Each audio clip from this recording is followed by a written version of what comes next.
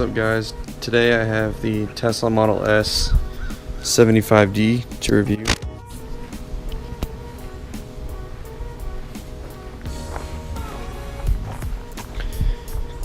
And it actually came from the factory with no badges, but it is a 75D. The year model for this car is in fact a 2016.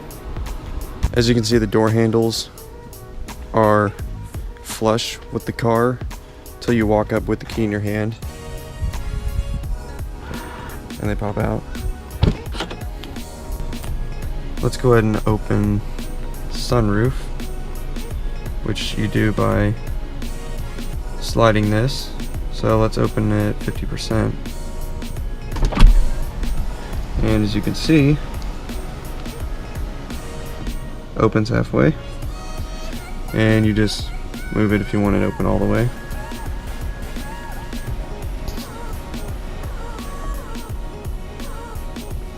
And to close it, you can just press close. Notice there are no buttons on the dash other than your hazards. Everything's controlled by this. Climate controls here, volume for your radio here, and this button leaves you here with all the car controls. So like I just did the sunroof, it's through here. Open the front trunk, open the rear trunk. I'll go ahead and show you that. The one benefit of not having an engine up here is the fact that you have extra storage up here, which is nice. And if we go to the back, there is a lot of space back here. The batteries are along basically the floorboards of the car, so that way it gives you the rear space down back here and the front trunk. I'll also open the charge port so you can see where that is. The charge port is hidden very well. It's actually built into the taillight. You can see there.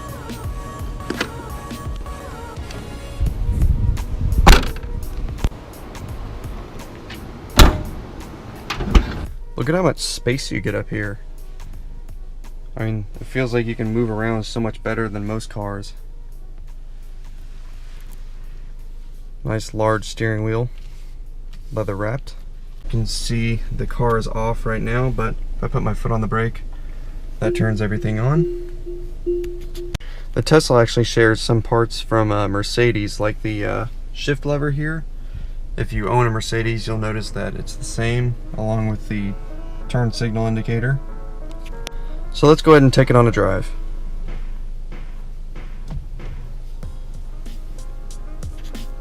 So for those of you who have never driven a Tesla, it's a lot different from a gas car in the fact that the power is immediate. It's not like a gas car where it has a lot of lag in power until the RPMs engage. In a Tesla, it's basically 100% of the power as soon as you press the pedal. So as I'll demonstrate here, I'm at a standstill, and if I just punch the gas, I get all of the power.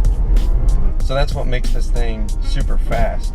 Our Lamborghini Huracan, this car has beat it many times from a standstill just because of the fact that it's getting 100% of the power as soon as you touch the gas. The Tesla is such a pleasant car to drive.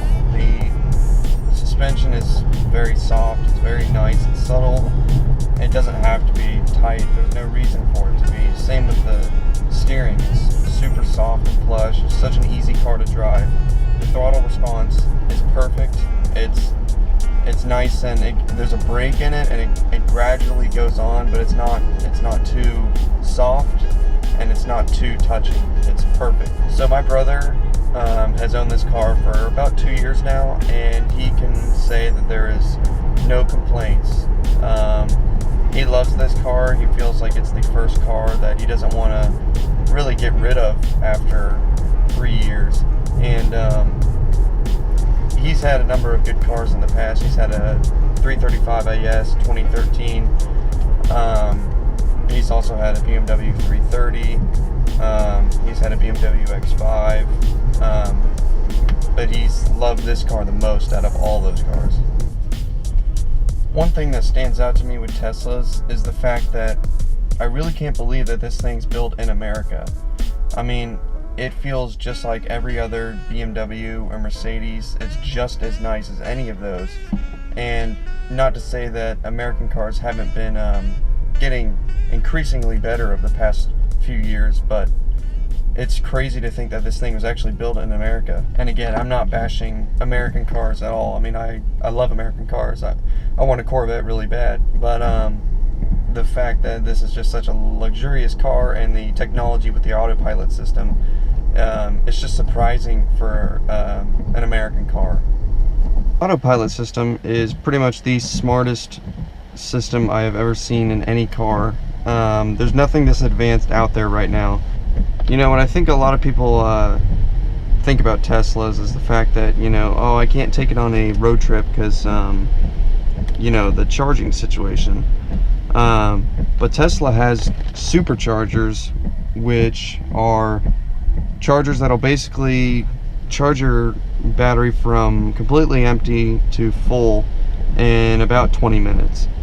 So my brother is the owner of this car, and he's gone on a 1,000 mile road trip all the way up to Pittsburgh, and they did take this car, and it was fine, really. He said he was able to just stop off at the chargers and charge up, and it was fine, because usually the chargers are placed alongside, you know, restaurants and rest stop kind of areas, so you have something to do for around 20 minutes. You can eat, and really it's not a big deal as some people think.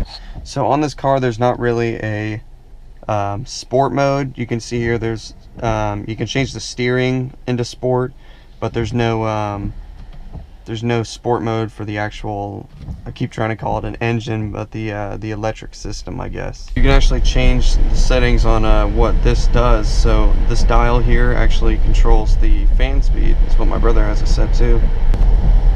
So some of the things I don't like about the Tesla would be the fact that sometimes it'll freak out and not let you do autopilot. Like right now, I don't really know what happened, but once it senses the road lines, I'll show you. So it senses the road lines, I hit it twice, and it just says not available. I don't really know why. Could be because of the rain. But we'll see if it calms down a little bit, if it stops. If not, I'm gonna have to pull over and I guess put it into park and see if I can get it to work. It's crazy how immediate the power is in this thing. You just punch it and it goes straight back. Another nice feature of the Tesla is the automatic braking. It basically, once you let off the gas, it kind of brakes a little bit for you. It's not like, kind of like engine brake, but without an engine. And it's also helps the battery too, because it charges while it's slowing down. It's called regenerative braking. So right now I'll engage the autopilot mode. It's engaged by this little indicator down here below the turn signal indicator, and you just pull it towards you twice. So right now I'm in autopilot mode.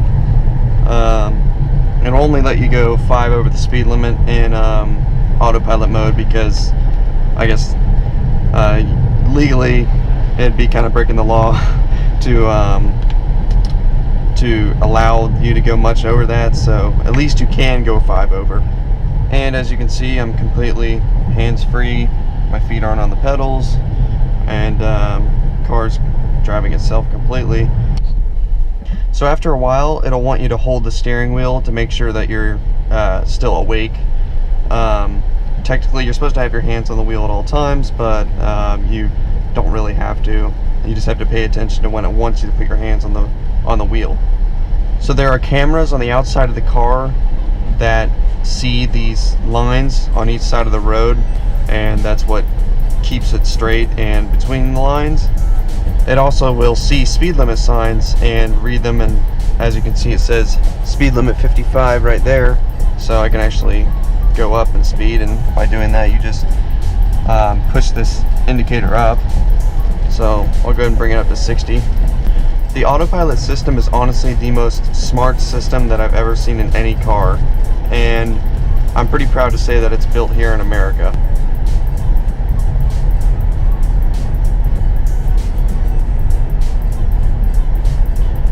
see after a while wants you to hold the steering wheel, so you just put your finger on it a little bit and then it notices that and then it goes away.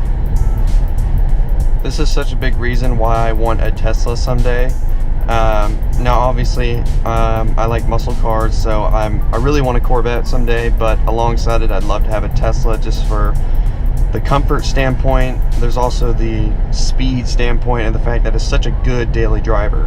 I really recommend looking up when Autopilot saves people from a crash, because it's pretty amazing how many times Autopilot has realized there's a car that either pulled out in front of somebody or realizes the situation that could put you in danger, and it saves you before you could realize that you are in danger.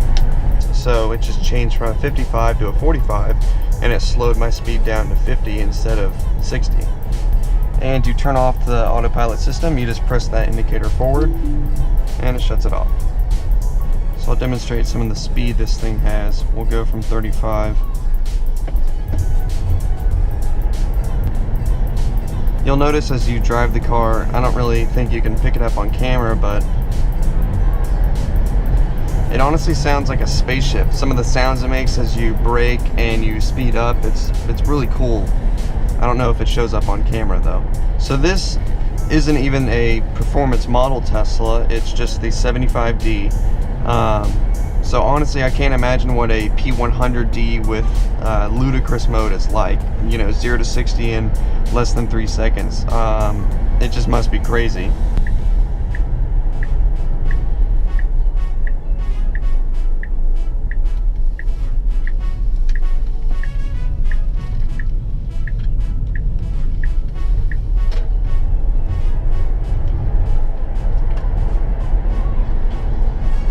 Interior in this car is so nice. It doesn't feel like it's been cheaped out at all. I mean, this is real metal.